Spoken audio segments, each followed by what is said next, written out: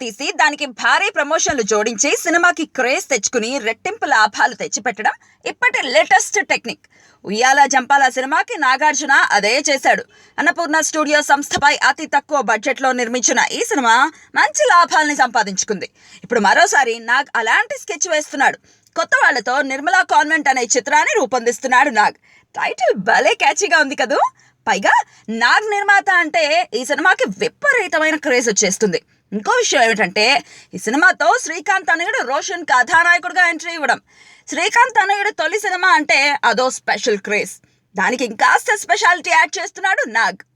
ఈ సినిమాలో తను కూడా ఒక కీలక పాత్రలో కనిపిస్తాడట. అంటే ఇది నాగ్ సినిమాలానే చలామణి అవబోతోందన్నమాట.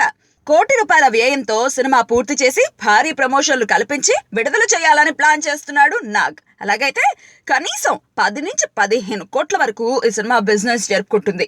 అంటే ₹1,00,00,000కు 15 కోట్ల వ్యాపారం అన్నమాట. దీనికి మించిన స్కెచ్ ఇంకే ఉంటుందండి.